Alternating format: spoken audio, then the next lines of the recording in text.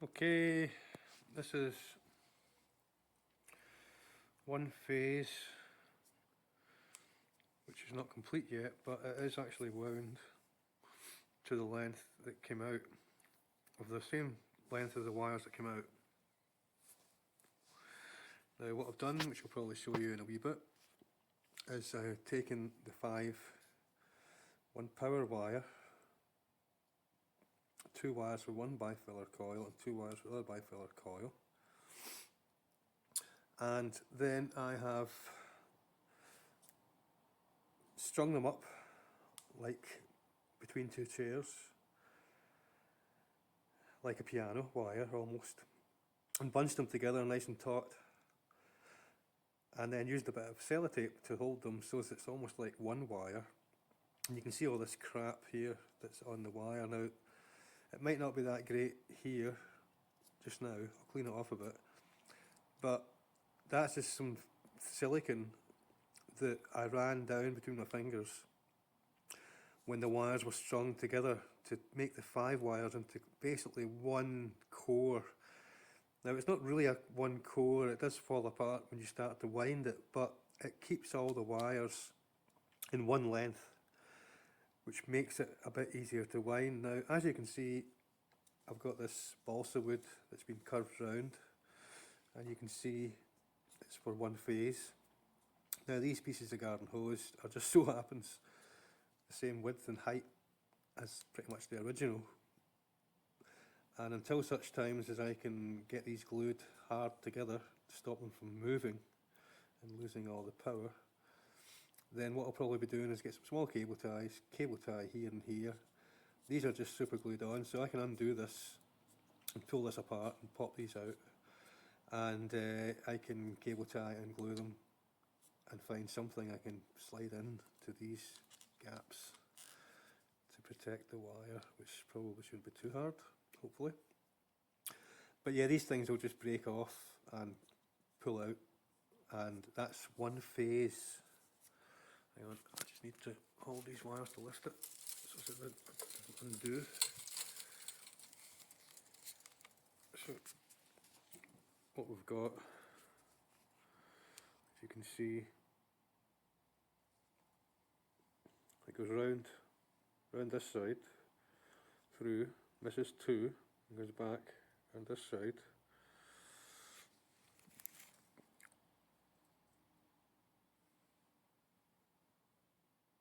Okay. My alternator was really old and very rusty, and I didn't really like that for winding the wires. I was scared to scratch the enamel, so we'll see. But you can see bits of silicone in there, see, on the wires. Luckily, it's the same length as I took out, but each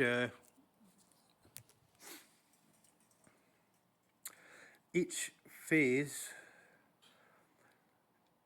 had 2 power wires.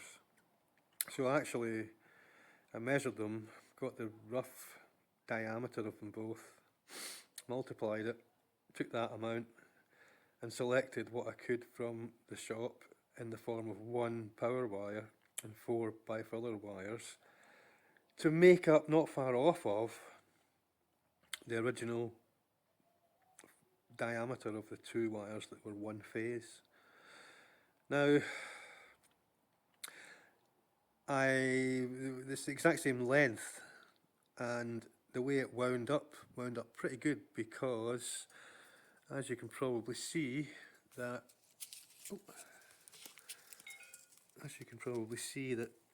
there's one end and there's the other end, and they both come up out the top. So what I've done is mark these ends. It'll be easier to show you this. Here we go. So we've got, that's the power, right? That's the main power generator wire. And then if you look through, we've got, right, so that's phase 1, bifiller 1, and it's the start of wire. Phase 1, bifiller 2, and we've got power, the middle one, and then phase 1 bifiller 3 start and 4, and at the other end it's basically the same except it tells you phase 1 bifiller 2 end. So they are all marked so as I don't get mixed up.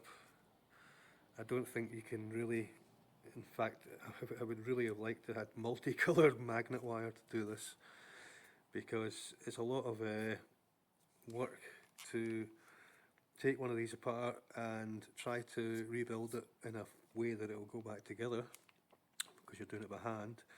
And second of all, one foolish mistake and you could be unwinding the whole thing. Now this is just one of the 3 phases. It took overnight for this glue, well the silicone, to basically to dry. So they were strung up on the chairs overnight, all essentially like that. Don't know if I can get a focus. Like that, and just silicone smeared. I'll show you later, but silicone smeared to hold these together without making the diameter really any bigger. As little amount as possible, which was good, because if you've got 5 wires taut like a piano string, when you undo them they're all going to twist and tangle up. So just for getting them from the point where you've measured them identical to the original wires, and you string all 5 wires up and gather them together, it really is just a wee bit of silicone that holds them together. And if you're careful, it will get you from where you've strung them, and you can lay them on the ground and you can actually hand wind them. Now they come apart as you wind them, not totally, but they do come apart and the silicone comes off, and I've been picking silicone out as well. But because I've got this tiny tolerance of this total diameter of these 5 wires is slightly smaller than the total diameter of the 2 original single phase wires, it gave me that wee bit of tolerance. I'm quite chuffed that it wound the necessary times. I'm also quite chuffed that it seems to be staying together. So like I said, I'm going to just stick some cable ties, and most probably I will put some spots of super glue on just to hold. It's got to be rigid. If it's loose, it's not going to work, because the lens effect will just move the wires back and forth, and that's why you need to have these slots filled as well. And this is why when you buy these alternators, 3-phase single, not standard car alternator, when you buy them they are filled with bloody, you can see some that's left there, transformer varnish, which is a bit of, well, it's a total nightmare to pull all these phases out.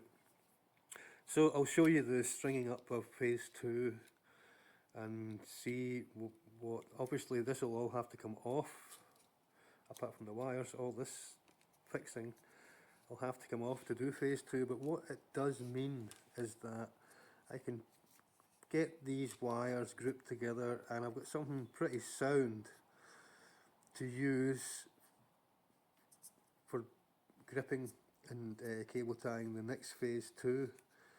And obviously phase 2 comes out of here, and